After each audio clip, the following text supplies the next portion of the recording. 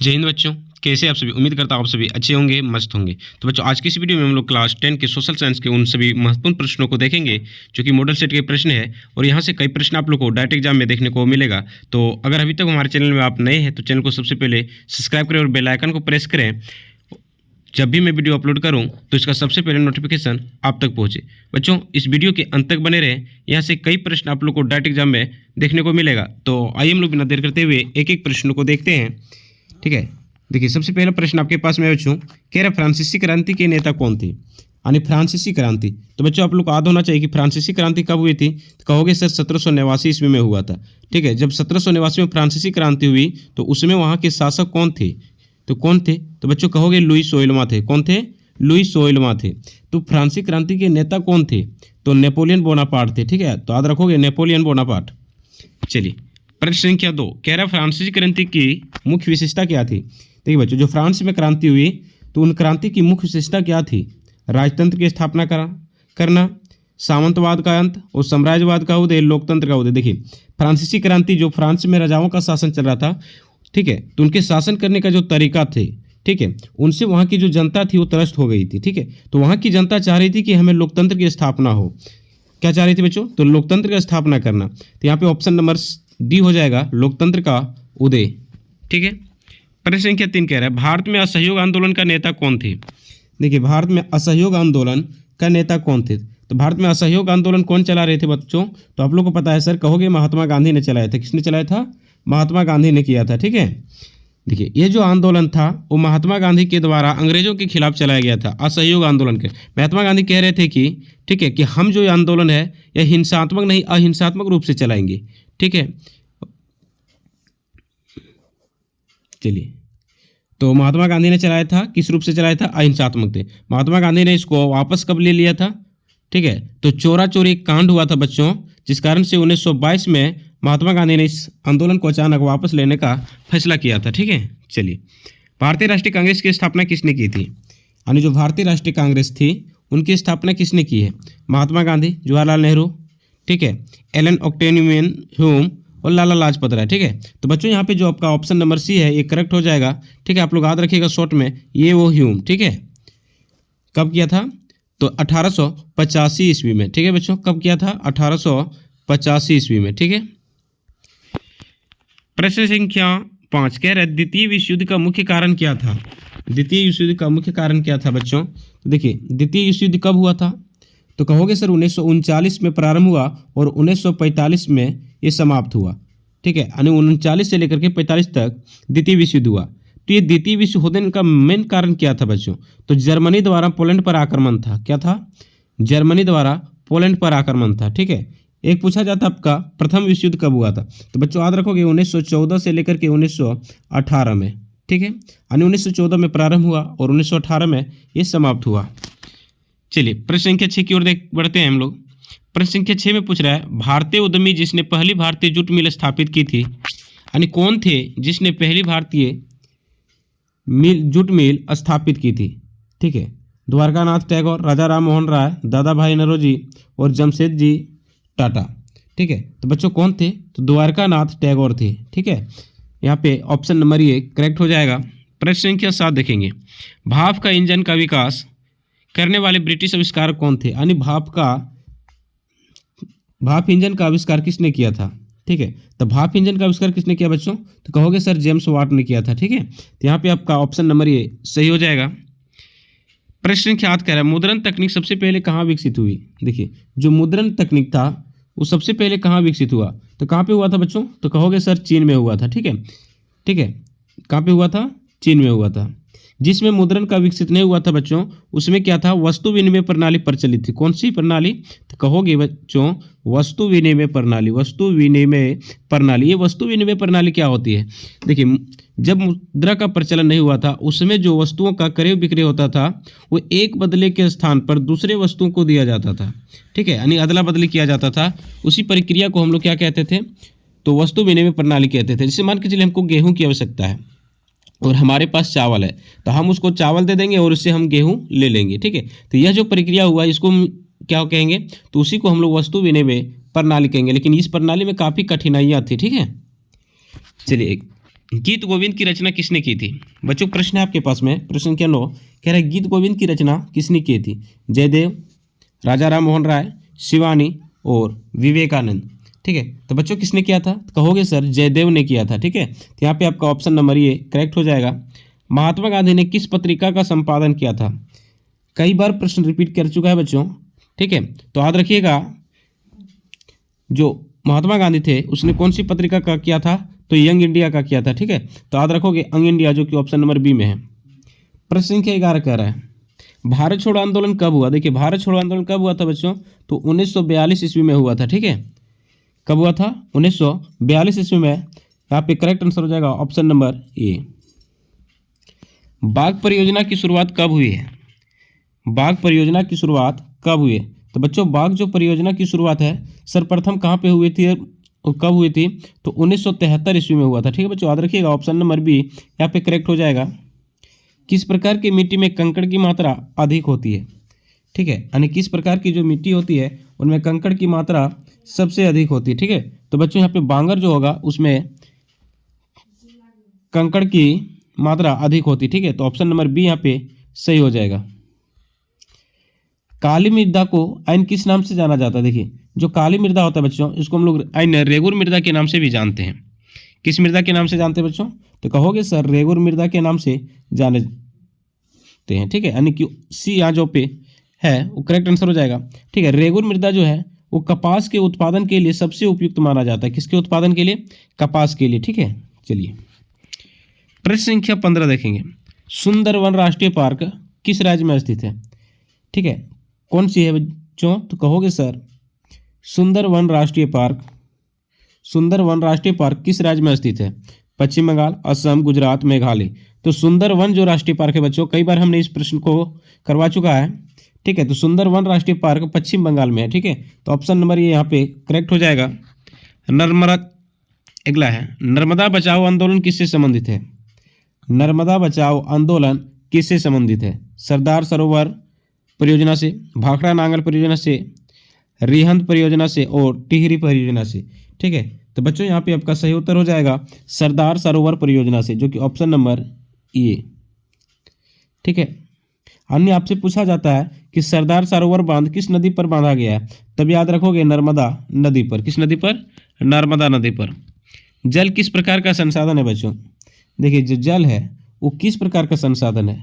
अनवीकरणीय, कृत्रिम, नवीकरणीय, इनमें से कोई नहीं।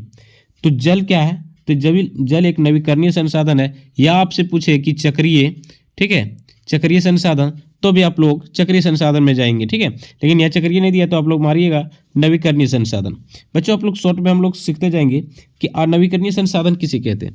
तो ऐसे संसाधन जिनकी मात्रा सीमित होती है और पुनः पूर्ति उसकी संभव नहीं है। अगर लगातार हम लोग इसका उपयोग करते रहे तो एक समय ऐसा आएगा जब इसकी मात्रा समाप्त हो जाएगी। ठीक है, और नवीकरणीय संसाधन किसे कहेंगे? तो ऐसे संसाधन जिनकी मात्रा असीमित है, यानी काफ़ी मात्रा में, तथा इनकी पुनः पूर्ति होती रहती है। जैसे मान के हम लोग सौर ऊर्जा, पवन, और अनवीकरणीय की बात करें तो कोयला, पेट्रोलियम वगैरह। ठीक है, चलिए श्रीलंका का राजकीय धर्म क्या है बच्चों? देखिए श्रीलंका जो है उसका राजकीय धर्म क्या है? इस्लाम तो हो ही नहीं सकता, हिंदू, ईसाई, बौद्ध। तो श्रीलंका का जो राजकीय धर्म है बच्चों वो बौद्ध है। क्या है? बौद्ध है। ठीक है, याद रखोगे बौद्ध। बेल्जियम में डचों की आबादी कितनी प्रतिशत है? बेल्जियम में डचों की आबादी कितनी प्रतिशत है? देखिए बच्चों जो बेल्जियम है उसमें डच जो है वो कितने प्रतिशत है? कहोगे सर 59% है। कितने प्रतिशत है बच्चों? 59%, जो कि ऑप्शन नंबर सी में दिया हुआ है। प्रश्न संख्या 20 कह रहा है निम्नलिखित में से कौन सी शक्ति केवल केंद्र के पास होती है? निम्नलिखित में से कौन सी शक्ति है जो केवल केंद्र के पास में नहीं थे? शिक्षा। देखिए शिक्षा जो है उसको समवर्ती सूची में रखा गया है। किस सूची में रखा गया बच्चों? समवर्ती सूची में। और समवर्ती सूची में आने वाले विषय जो होते हैं उनमें केंद्र सरकार और राज्य सरकार दोनों का कानून बनाने का अधिकार होता है। ठीक है, यानी इसमें केंद्र सरकार और राज्य सरकार दोनों सरकारें कानून बना सकती है। दूसरा है रक्षा। देखिए रक्षा जो है ये जो है आपका केंद्र सरकार का विषय है। ठीक है, तो यहाँ पे आपका ऑप्शन नंबर बी सही हो जाएगा। विकेंद्रीकरण क्या है? विकेंद्रीकरण क्या है? एक हाथ में शक्ति का केंद्रीकरण करना, स्थानीय सरकार की शक्ति का वितरण, केंद्र से राज्यों की शक्ति का हस्तांतरण, स्थानीय सरकारों की शक्ति का क्या है, शक्ति को कर करना। ठीक है, तो बच्चों यहाँ पे आपका सही उत्तर हो जाएगा केंद्र से राज्यों की शक्ति का हस्तांतरण करना। ठीक है, यानी शक्तियों का बंटवारा करना। ठीक है, इसी को हम लोग क्या कहेंगे, विकेंद्रीकरण। ठीक है, जैसे बच्चों देखिएगा हम लोग भारत जो है उनमें शक्तियों का बंटवारा किया गया है और जितने भी विषय हैं उनको कुल 3 सूचियों में बांट दिया गया है, संघ सूची, राज्य सूची और समवर्ती सूची। आप समझिए जो संघ सूची में आने वाले जितने भी विषय हैं उनमें कानून बनाने का अधिकार किसके पास है, तो केंद्र सरकार के पास। राज्य सूची के अंतर्गत जो विषय में आते हैं तो उन विषयों में कानून बनाने का अधिकार किसके पास है, तो कहोगे सर राज्य सरकार के पास में है।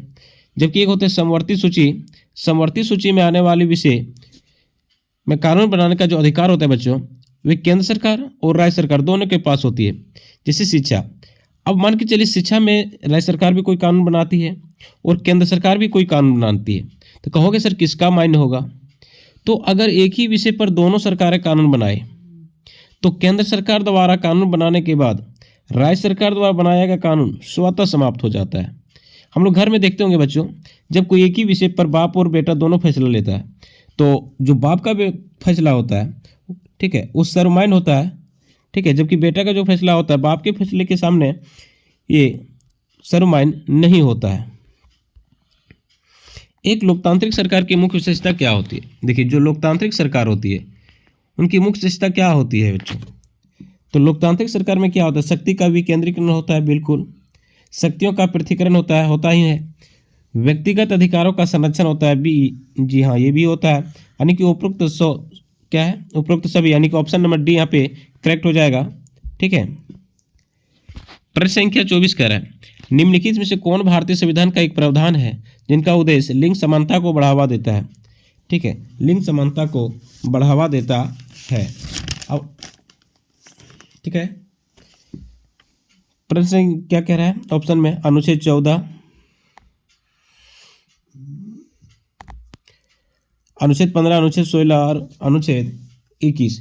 ठीक है बच्चों, तो यहाँ पे इसका सही उत्तर हो जाएगा आपका ऑप्शन नंबर बी, अनुच्छेद 15। देखिए बच्चों, समानता का जो अधिकार है ये हमारा मौलिक अधिकार है। ठीक है, क्या है, मौलिक अधिकार, जो कि संविधान के आर्टिकल 14 से लेकर के आर्टिकल 18 तक इसका वर्णन है। ठीक है, मौलिक अधिकार जो है बच्चों, ठीक है, मौलिक अधिकार वो संविधान के भाग 3 में इसका वर्णन है, संविधान के भाग 3 में वर्णन है, जो आर्टिकल 12 से लेकर के 35 तक है। ठीक है, हमारे मूल संविधान में कुल 7 प्रकार के मौलिक अधिकार प्राप्त था, लेकिन अभी वर्तमान में हम लोग बात करें तो कुल 6 मौलिक अधिकार प्राप्त है। संपत्ति का जो अधिकार जिसका संविधान के आर्टिकल 31 में वर्णन था, ठीक है, उनको मौलिक अधिकार से हटा करके उनको आर्टिकल 300 ये में सम्मिलित कर दिया गया, एक कानूनी अधिकार बना करके। कब किया गया बच्चों, तो 44वां संविधान संशोधन 1978 के द्वारा किया गया था। कब किया बच्चों, तो 44वां संविधान संशोधन 1978 में किया गया। ठीक है, आपसे कई बार पूछा जाता है ठीक कि मौलिक अधिकार की सूची से संपत्ति के अधिकार को कब हटा दिया गया, तो कब हटाया बच्चों, तो कहोगे सर 44वां संविधान संशोधन, कौन सा, 44वां संविधान संशोधन 1978 के द्वारा। ठीक है, आपसे पूछा जाता है कि 42वां संविधान संशोधन कब हुआ था, तो 42वां संविधान संशोधन कब हुआ था, 1976 में हुआ था। इसी को हम लोग मिनी संविधान के नाम से भी जाना जाता है। क्यों जानते हैं मिनी संविधान के नाम से, क्योंकि इसमें संविधान के कई खंडों में काफ़ी परिवर्तन किया था, यानी काफ़ी चेंज किया गया था। ठीक है, चलिए एक चीज़ और पूछा जाता है बच्चों कि संविधान के किस आर्टिकल को संविधान की आत्मा कहा जाता है। देखिए संविधान के आर्टिकल जो 32 है बच्चों, ठीक है, संविधान के आर्टिकल 32, उसी को डॉक्टर भीमराव अंबेडकर ने क्या कहा था, तो संविधान की आत्मा कहा था। ठीक है, अगर कहीं आपसे पूछे कि अगर प्रस्तावना दे दे तो संविधान की जो प्रस्तावना होता है उसको भी संविधान का आत्मा कहा जाता है। ठीक है, भारत किस प्रकार का राज्य है, देखिए बच्चों भारत किस प्रकार का राज्य है। ठीक है, तो भारत किस प्रकार का राज्य है, संप्रभुत्व और लोकतांत्रिक, धर्मनिरपेक्ष और संघीय, संप्रभुत्व, लोकतांत्रिक, धर्मनिरपेक्ष और संघीय। तो यहाँ पे ऑप्शन नंबर सी करेक्ट हो जाएगा, संप्रभुत्व, लोकतांत्रिक, धर्मनिरपेक्ष और संघीय। ग्रीन बेल्ट मूवमेंट का संबंध किस देश से है बच्चों? ग्रीन बेल्ट मूवमेंट का संबंध किस देश से है? ठीक है, तो किससे बच्चों? तो कहोगे सर केनिया से है। किससे है? केनिया से, जो कि ऑप्शन नंबर सी करेक्ट हो जाएगा।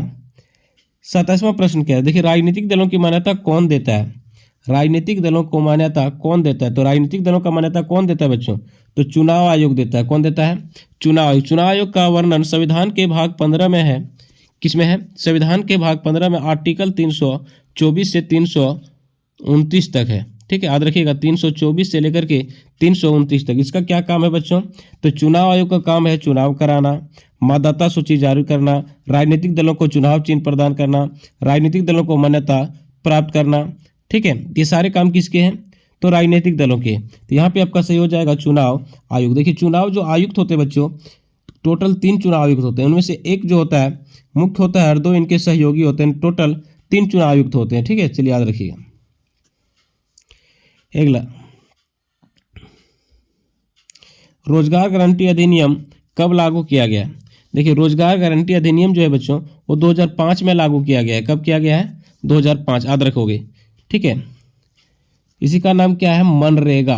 क्या है बच्चों? मनरेगा। इसके तहत क्या है? भारत सरकार मजदूरों को 100 दिन का काम उपलब्ध कराता है। कितने दिन का? 100 दिन का काम उपलब्ध कराता है, याद रखोगे। बैंकों की आय का प्रमुख स्रोत क्या है? देखिए, जो बैंकों की आय का जो प्रमुख स्रोत है बच्चों, ये क्या है? निकासी जी नहीं, ऋण। बिल्कुल, तो बैंकों की जी आय का प्रमुख स्रोत है, क्या है? ऋण है। ठीक है, अगला, सूचना का अधिकार अधिनियम कब पारित किया गया था? सूचना का अधिकार अधिनियम कब पारित किया गया था?